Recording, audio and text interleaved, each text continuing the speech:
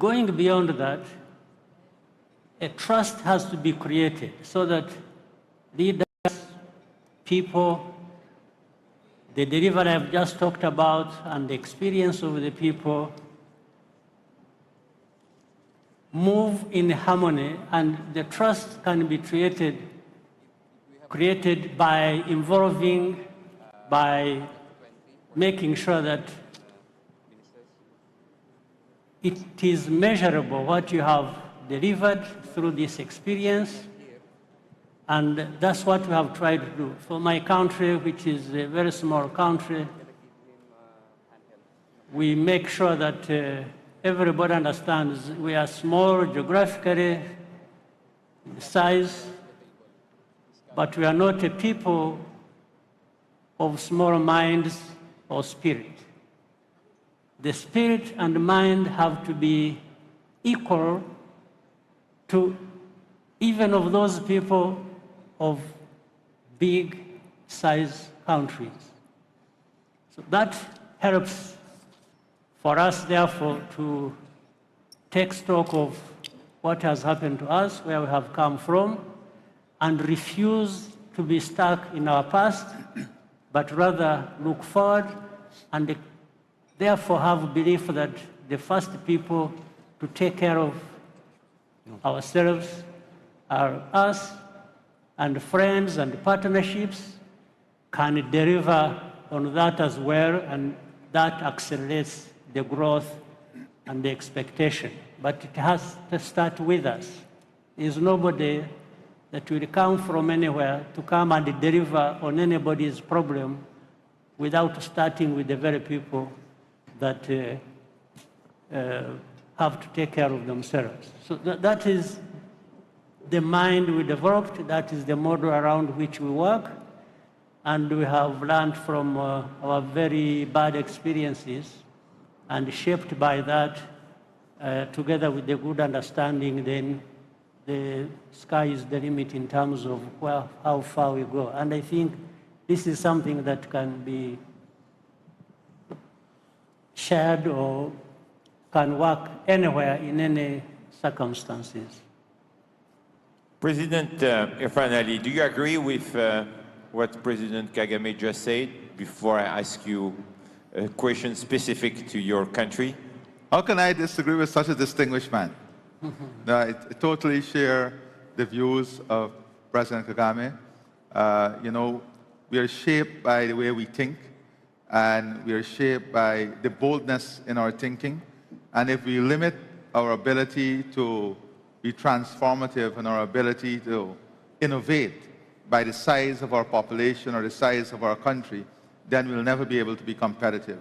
That is why investment in human capital, investment in technology, and building the infrastructure to support the competitiveness of our economy is an important part of staying alive and competing. Who ever visited Guyana? Oh, at least one. So you see, amazing opportunity. So, Mr. President, tell us more about your country. Tell us more about the opportunities in your country. Tell us more how you are now driving this amazing economic transformation. You are blessed in terms of natural resources now. And I know that you will be, if not already the case, a new champion of all Latin America. And how do you see the country? In which direction do you see the country going? And where do you want, as the CEO of your country, where do you want to go with your country? Thank you very much. And I like the term CEO because I believe as leaders we have to also be operational. And that is important in working towards the transformation of our country. But before I go to where we see Guyana now, it is important for us to look at the subject we're dealing with, in which direction humanity is being led. But I want to say that we should examine what are the factors that is leading humanity to the direction in which it is going, and then to see whether those are factors that are sustainable, whether it's climate, energy, food, human capital, migration. Those are all factors that are influencing where humanity is going. But for Guyana, It's a very interesting story because we live in a world that has lost almost 60% of its biodiversity in the last 50 to 60 years. And you're talking about a country, Guyana, that has kept its biodiversity almost intact. And we have one of the highest biodiversity rate by density in Guyana. And yet, so many persons are not aware of the country with the highest biodiversity density. We have one of the lowest deforestation rate in the world, yet many people are not aware of the country with the lowest deforestation rate in the world. We store 19.5 gigatons of carbon, yet many persons are not aware of the country that stores 19.5 gigatons of carbon. We have a standing forest that is 89% of the country, yet many persons does not know that this is the country that is keeping the world alive. This is the country that is keeping the world alive, and yet we say we don't know. And that brings this question, where humanity is being led. Everybody in this room would say climate change is a big problem. The tropical forest is a big problem. Deforestation is a big problem. And here is a country that is providing the solution to these problems. Here is a country that has kept the standing forest intact, and we don't know. And that is the problem. That is the problem. We don't know because the direction in which we're going is different from the challenges the world is facing. But if I flip the coin and I ask you, which is the fastest growing economy in the world?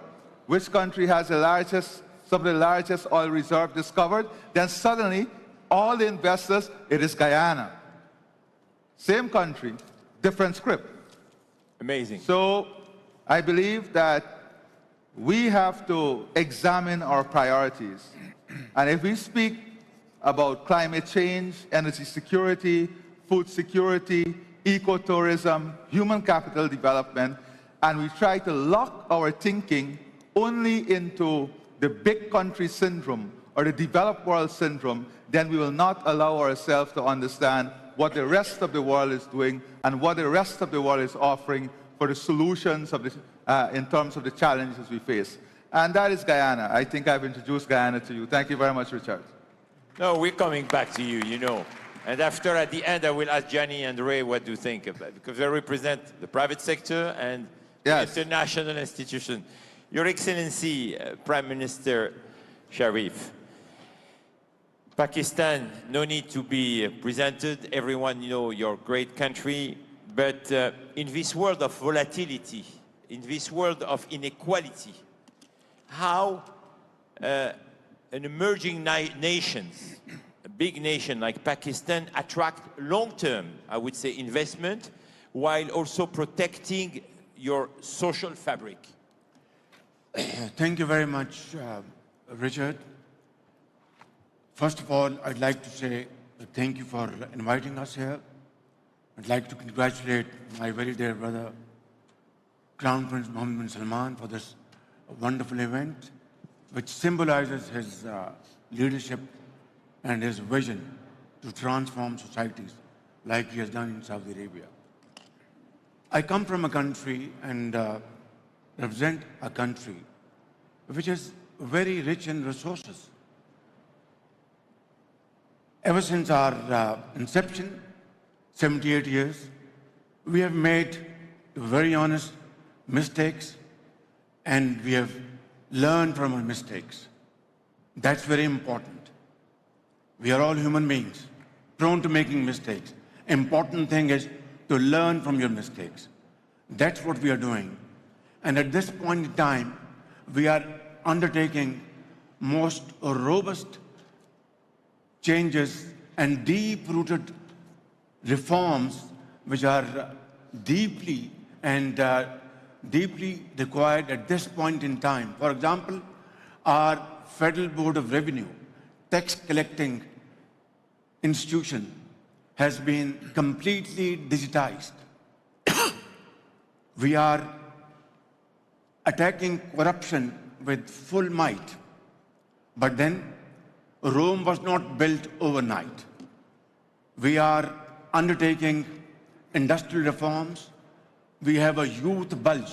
60% of our population is very young. And in Chinese parlance, It's a challenge as well as opportunity. We are offering them training, skill training, offering them lots of other portfolios for productive employment. While we are doing all this, we are an agrarian economy.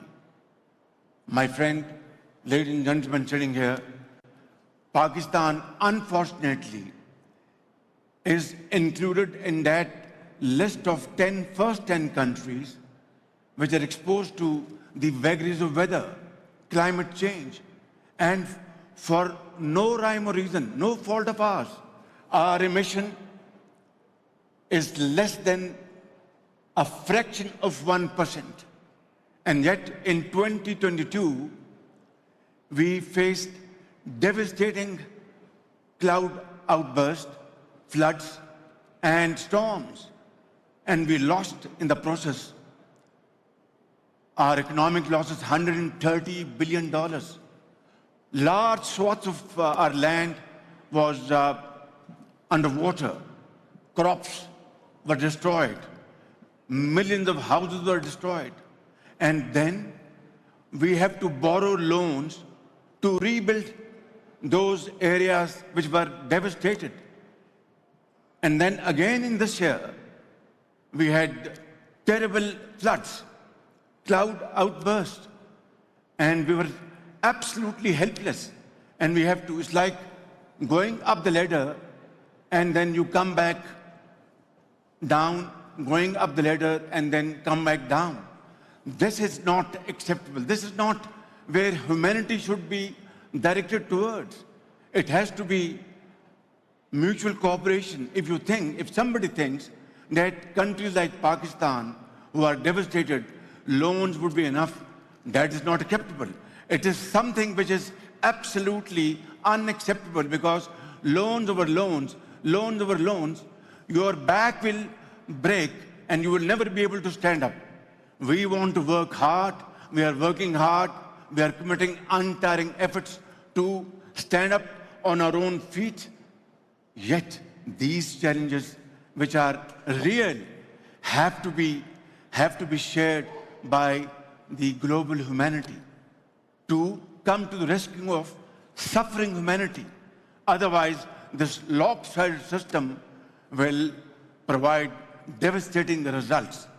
Therefore, I would like to say that if humanity has to move forward, it has to move forward in unison, share its bounties and grievances together, move forward and share modern technologies with those countries which can use those technologies and grow their production, whether it's agriculture, industry, etc., and employment.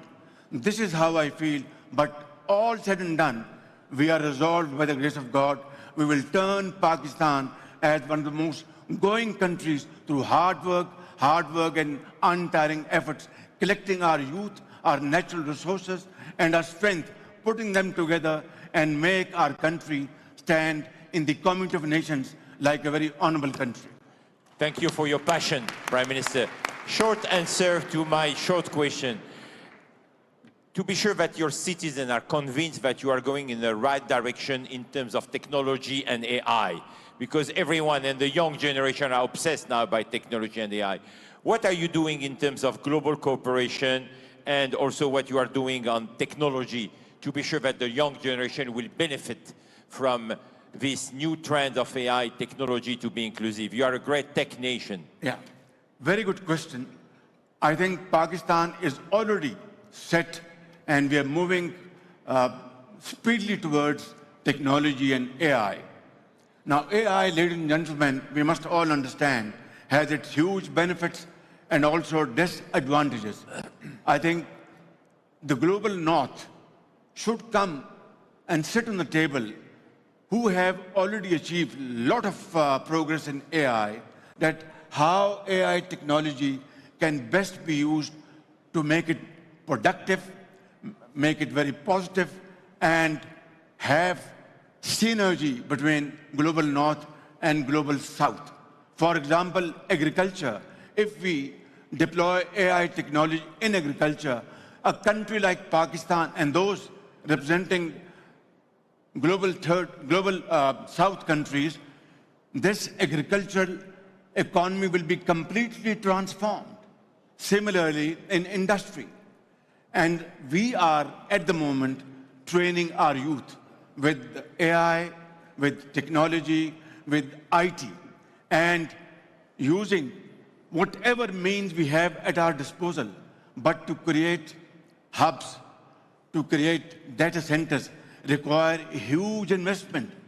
And therefore, global North and global South should sit down and come to an agreement whereby we should have equitable distribution of resources, to have egalitarian economy, I mean, for the North and for the South. This is how we have to have shared destiny. Otherwise, I don't think we will be able to do justice to ourselves and to the entire global village. Prime Minister Rama, you're not just a political leader. I think you almost became, by coincidence, political leader, but you are a great artist. And your creations are amazing. And I was so privileged to visit your office a few months ago in Tirana, and it's almost a museum. So what do you think the role of culture, the role of creativity, art, imagination, technology can play to bring nations again in the right direction and to inspire the people today? Because I think people need to be inspired. Thank you very much. And let me share with you first impression of this table. I'm not used to see Johnny like that. I'm used to see him in the White House bringing cups of the world, of the clubs, and here he comes with a bowl. So bowls for us, cups for the White House. You know, the emperor of the football is here and is one of the very significant signs, I guess, what's going on in this country. Who would have imagined to have in this country only 10 years ago this amazing gathering, and Gianni Infantino himself being here, not just as a tourist, but as someone who is representing the largest human movement and advocating for 2034, the World Cup. Now, going back to your question, I have to share with you my firm belief that there are beautiful places that may be poor, but there is no ugly place that is prosper and rich. So there is a direct connection between beauty and prosperity, and there is a direct connection between people and the space they live in. And I believe that if today the Saudi Kingdom is a role model, this is also very much connected with a vision, part of which is beauty, is transformation that is physical, that is tangible, that shows you that everything is possible.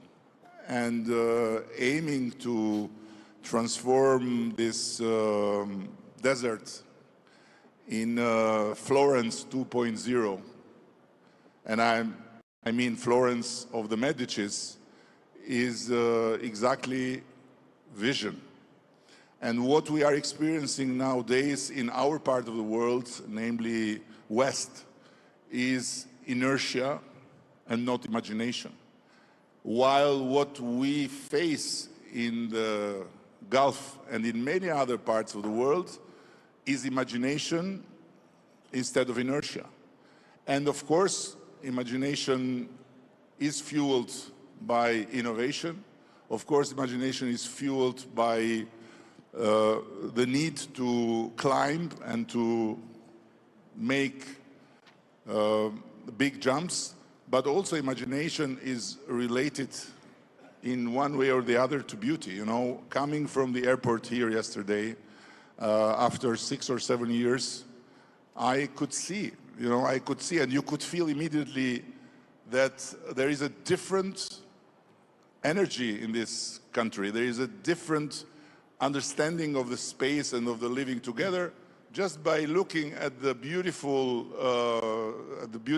green sculptures, I would say, on both sides of the street. It's not how people sometimes, because sometimes people used to accuse me when I was a mayor and I started to paint the city that this is a facade, this is superficial.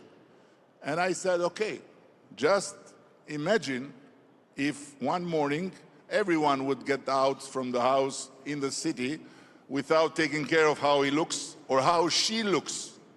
Imagine what the nightmare would be if nobody would take care of how she looks or how he looks, because it's a totally different thing. So I am a firm believer in that. And I think that we have taken for a long time what we had for granted in our part of the world. And we have consumed all that we inherited from them who thought about beauty. And now we are in the boredom of inertia. And that's why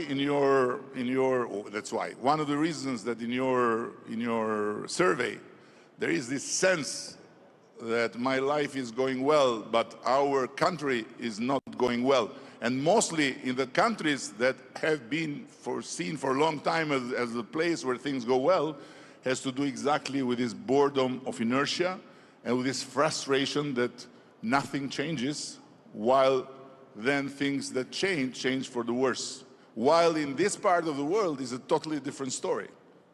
Everything changes, and it changes for good. So I believe that it's time for us to become much more humble and to learn from Johnny.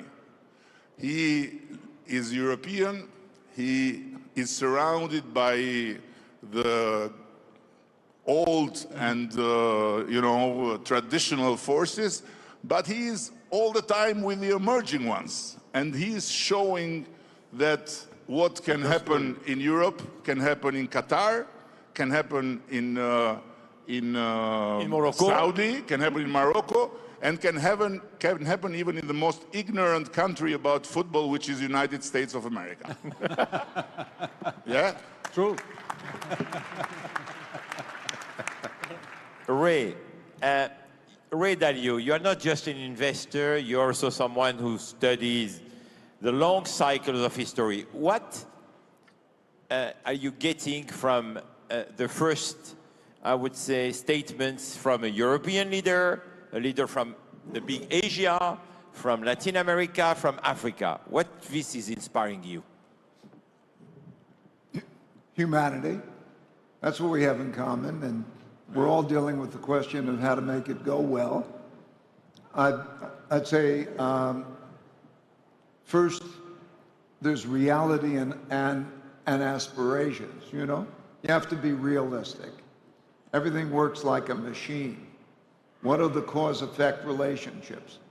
Who has their hands on the levers of power to make things change? And then, when we deal with all of the advances, whether it's AI or longer living standards or everything, the most important thing is how people deal with each other. Let's call it spirituality. Across all religions, there's a component of religions of how people should deal with each other. And they're almost all the same across other religions, It's do unto others as you would have them do unto you, or it's karma, which is the same. In other words, and what that means is the issue of the common good. What is the unit? Do I take care of myself? Do I take care of my family? Do I take care of my community? Can I go to the higher level and take care of what we might call spirituality, the connectivity of nature? Can we take care of each other, in a sense? What will we choose?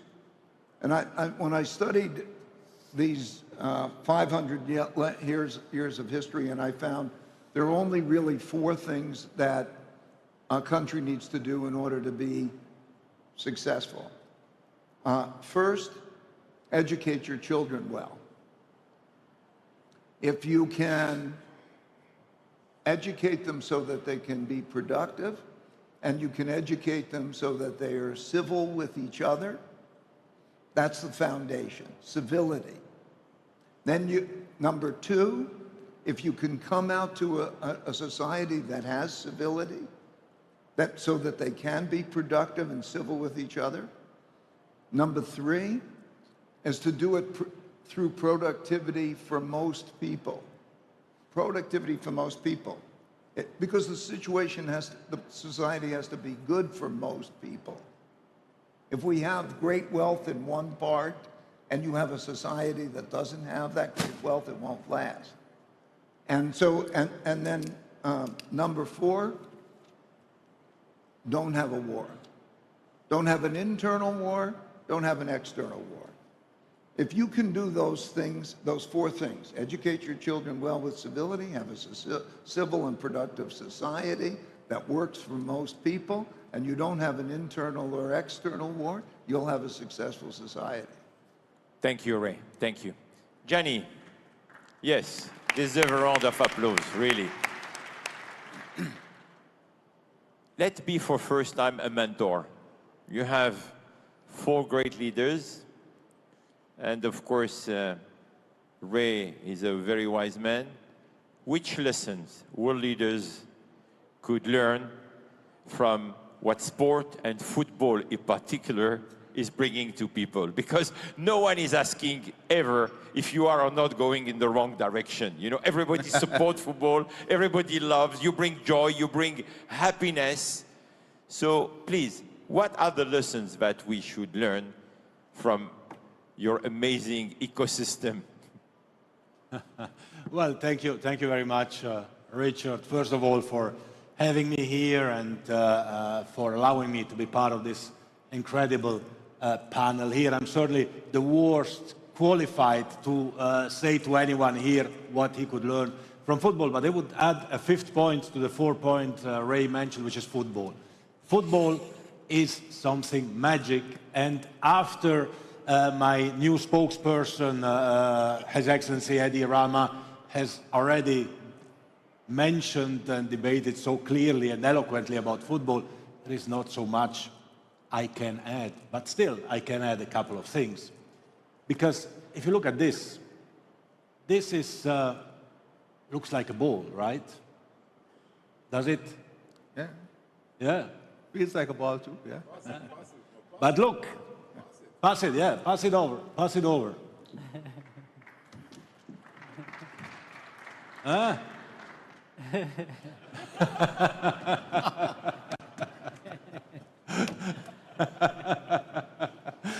You see, it's not a ball. You just connected everyone. It's not it's not a ball. It is a magic instrument. It is a magic instrument that transforms people in happy people, in people that smile, in people that enjoy, in people that dream, in people that are creative, in people that think positively about the future, just with a smile, just thanks to a smile. And this is maybe what football can contribute to society. I mean, my brother Paul, everyone here, Eddie, Mohammed, Prime Minister of Pakistan, I mean, what you did and what you are doing with your countries is absolutely incredible. It is transformative. I can just take my hat off. And what we can do with football is to remind everyone that besides all the important things you are doing, investment in technology, investment in infrastructures, in schools, in hospitals, in roads, we need to invest as well in emotions, invest in happiness. And that's why we like to say that football unites the world, because we need people to come together. We need to go to people, we need to learn about people. We don't have to stay locked in our place. And for this reason, I'm very happy that we organized the last FIFA World Cup in Qatar. We had incredible figures, 3 million spectators, 5 billion viewers all over the world. The last Women's World Cup in Australia and New Zealand, 2 billion viewers around the world. Next year, Canada, Mexico, United States of America will have 6 billion viewers and 7 million fans coming together and spending time together in joy and in happiness. These are numbers which should make us think, because at the end of the day, what people want, on top of course, having a job, having an education, is have a moment where they can forget everything and just be happy. So the gentlemen here are in charge of the most important things.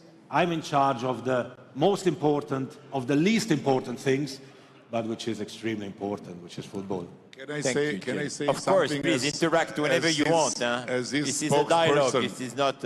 As this spokesperson, my boss forgot to say something. The period in time when the crime rate is lowest in the world is the month of the World Cup. True. True, but say it, for God's sake. Yeah. True. And you know. Yeah. And you know, I will share another anecdote about that. I was in Brazil a few years ago, in Rio de Janeiro, which is not, years ago, it was not a super safe city. And I was in the favelas of Rio de Janeiro, and you know that. And the crime rate was very high in the favelas. And a piece of land was empty. And this is where every evening all the kids were coming and dealing drugs. And we launched an initiative with the mayor of Rio de Janeiro, just by putting 3-4 lights pillars, 2 football goals, and we transformed this land just as a soccer field, football field. Arena. In less than 1 week, the rate of criminality dropped by 85%. Yeah. So this is your power that you have. That's the power really. of football. So for the next 15 minutes, let's have some short question, short answer to be able to have a very interactive discussion. How many million people now in Rwanda, Mr. President? 14.5 million. 14.5. President Ali, how many in Guyana? 800,000. 800,000. Eddie? It's a bit more complicated because we are in and out the country. So we No, are I'm talking just about the country. in the country is 2.4. Okay, so forgive me, Mr. Prime Minister, small countries. So I have a question for the small countries. So how smaller nations, I would say through agility, through innovation, you think that you could be changing the trends of the world? Because you are becoming very vocal, you are becoming models. And to quote Eddie when he was on the way from the airport to Riyadh Center, I will never forget the first time I landed in Kigali, Mr. President. From the airport to the city, many billboards, not a single publicity. It was just one sentence which I never forget. Investment, yes. Corruption, no. And can you please react on how medium, small-sized countries could really change the direction of the world? So, President Ali. maybe we have a very unique case today in Guyana. And when you think about Guyana, you think about the case of Qatar with a small population by citizen, but a large population in terms of the workforce and so on. So in Guyana's case, we recently discovered oil. And that has really ignited the rate of transformation and the pace of transformation. And it has also allowed us to make the right set of investment in human capital, healthcare, education, technology. And coming back to the size of our country, every country, you must be able to compete in a global system. And to compete in a global system, regardless of how big or small you are, you have to have the right infrastructure, the right education system, you have to have healthcare, you have to have a food system that will keep your people out of starvation and from hunger. You have to do these things. In our case, we are now able to have energy that will be competitive and allow us to compete in an energy infrastructure of which digitization, AI will be a big part. So now we are leapfrogging into the 2030 and beyond world, where AI, data centers, digitization, and technology will play an important part. But whilst we are doing that, we are also investing in the traditional sectors, ensuring that we position ourselves as a food capital of the world, investing to ensure that we keep our standing forests standing for the sake of humanity.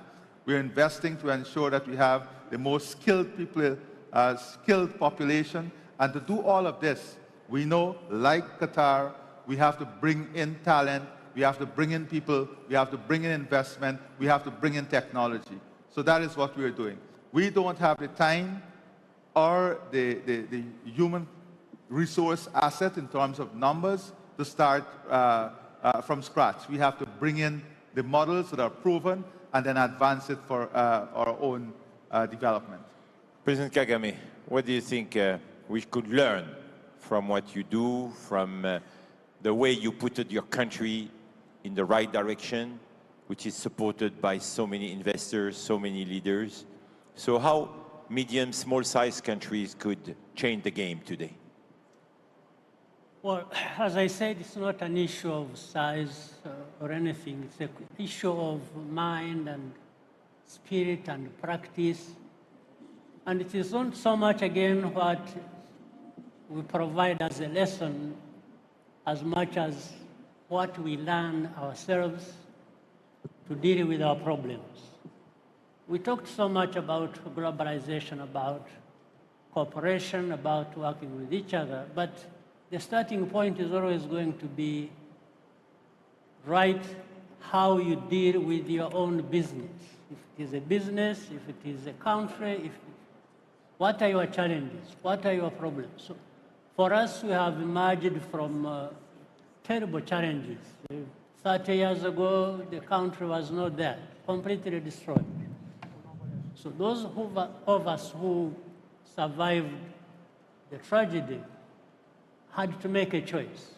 Do we go along with the destruction and disappear ourselves? Or do we do something and live again and later on connect with the rest of the world?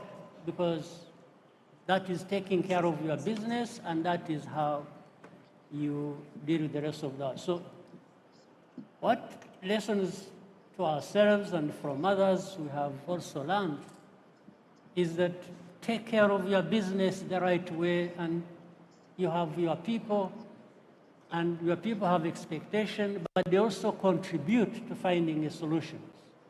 And then you connect with the rest of the world for what it may provide that adds value to what you have started and you are doing. And we have found that in the last 30 years, one thing has led to another. We have learned to take care of our business by holding ourselves accountable, by holding each other accountable, and by making sure that we are able to measure the results we get throughout this journey we have undertaken, but we don't forget to cooperate with others across the world for what they can provide. But we prepare the ground for other people from outside who can come and make investments with us or do trade with us and cooperate in all kinds of ways we can. And we have prioritized knowing our limitations, but also knowing how to go around these limitations, tapping into our own potential, but also what the others bring from outside. So this roundtable is like a football game. My referee just told me that we can have extra time because we have a new player.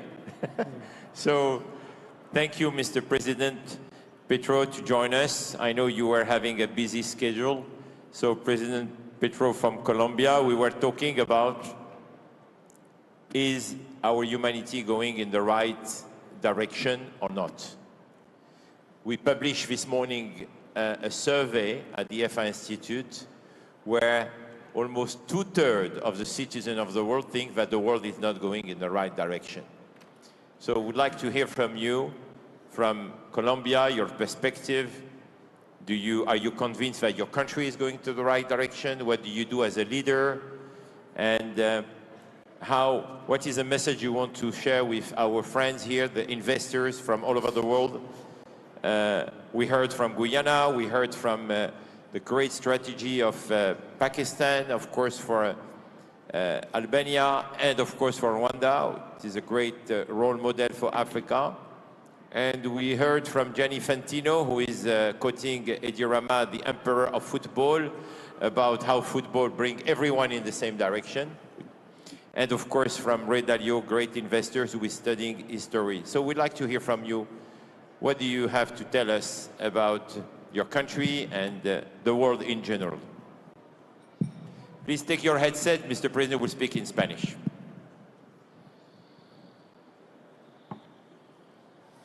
Bien, extendería incluso la pregunta no solo al marco puramente colombiano, que está en discusión. Mi gobierno es nuevo dentro de 2 siglos de gobiernos tradicionales y es un cambio, digamos, en la política de Colombia que tiene apenas 3 años. Pero en el conjunto... Your country and the world in general. Please take your headset. Mr. President will speak in Spanish. Yo diría que es el marca y su gran potencial. What are the directions that we need to connect to?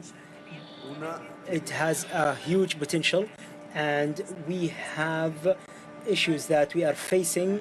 For example, we have the clean energy, and that is for sure is, if we would like to say, it is a conversation around the world.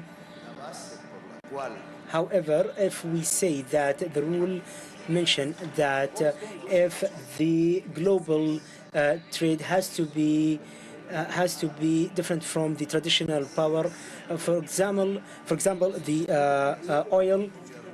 We can learn from the Arab countries' experiences, and when we say as a government we have to commit and trust science and trust the history and the stories that have been lived throughout the humanity and its history.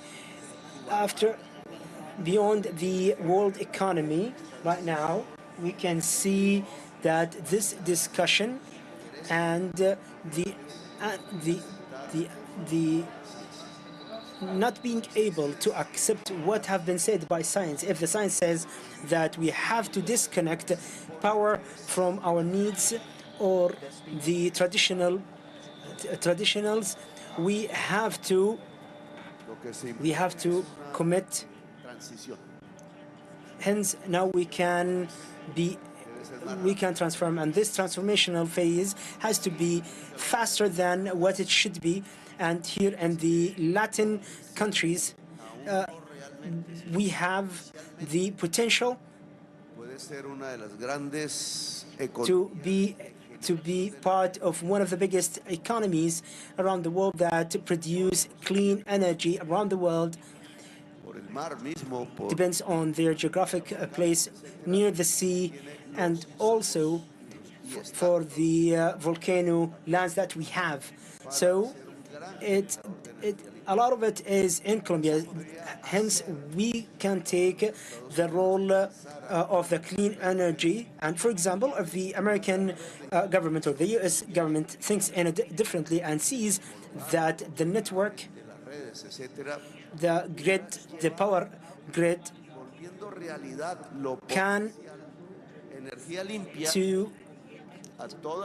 to consume for the clean energy. But what we saw is the US in one way or another que tenemos 1,400 and for the association that said that they have 400,000 of kilowatts of clean energy, and the states by themselves they need 2,000 kilowatts. Hence, we can say that Latin America can be able to use this clean energy, and that is investments that can transfer these projects into reality. Hence, we can progress one step forward, and we can apply that in Africa and Europe, and then we can enhance the economies for the Arab countries and for the other countries that depends on oil. I would say they have a huge opportunity to transform this energy to clean energy, and I think that's my answer to your question. Mr. President. Prime Minister Sharif, what keeping you awake in the evening to be sure that your people will be happy and will be sure that you are going in the right direction? Thank you very much. Prosperity, peace, and progress of my people keeps me awake. We have challenges, as I explained to you earlier. We have already achieved macro-level stability, but that's not enough. We are a country of 240 million people, and challenges of sorts, as I said. But as they say, that you must never lose hope. I want to give you an example, which is an example which I witnessed myself when I was a young man or a boy. In 1972, 2nd January 1972, my late father owned largest steel engineering company in Pakistan. It was nationalized. My father, there were 7 brothers. Next day, there was nothing in their hands to be busy about. And I was, and my elder brother, Prime Minister Nawaz Sharif, we were college-going students. And next morning, my late father said to me, well, that's the will of the God. We have to stand up and start again. And we said that everything is nationalized. How would you be able to start again? He said, as long you have hope, as long you don't give up, and you're committed to work hard, untiring efforts, then God Almighty provides you those resources which you even couldn't have imagined. I want to conclude that everything was lost. Fast forward, in 18 months, my father raised 6 factories in the same city of Pakistan. Now what is this? Wherever there's a will, there's a way to do. If you have the will, you can transform everything. Thank you very much. Eddie, what Europe should do practically to go back to the right direction? Give me 3. If you are the emperor of Europe, to quote what you say about Gianni, what will be the first 3 decisions you will make to bring Europe back? This is where one has to envy Gianni, because he has not to think and answer these questions. But frankly, I believe that something is fundamentally wrong in the fact that there is a hurry in daily basis to rearm, to think and to speak and to work more and more about more weapons, while there is no peace plan that is possible to look and read and think about. So a Europe that has not its own peace plan, a Europe that has put itself for some years in the autopilot of the United States. And then when things there changed dramatically, I would say, started to waver the notion of the ceasefire, rediscovered the word ceasefire, which was taken off every vocabulary and still is stuck in a position that is just about weaponry and not also about diplomacy, is preoccupying. And of course now I know for a fact that I'm the tallest leader among all the European leaders, but I also have always in mind that I represent a very small country. So it's not up to me to lecture anyone or to say what the others should do. But as a convinced European, I feel very, very preoccupied and very disturbed by the fact that the word nuclear has become a normality in the vocabulary, while just the word until some years ago was not used by anyone. The threat, implicit or explicit, through social media of big forces repeated with the nukes on the back is crazy. It's crazy. And when you see all that, then you realize that there is a word the Italians have, a shower of humbleness.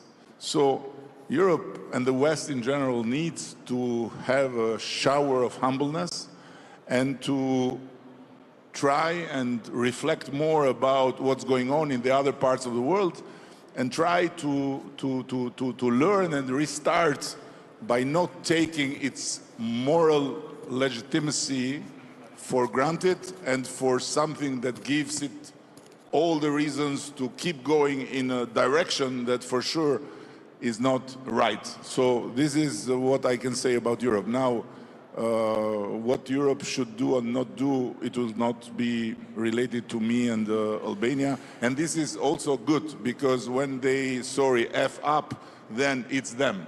When there is success, then we can claim that we are part of the success. Thank you.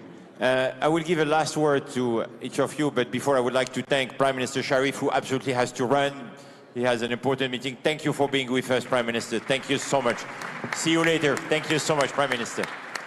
So, Gianni, short answer. Do you share my confidence?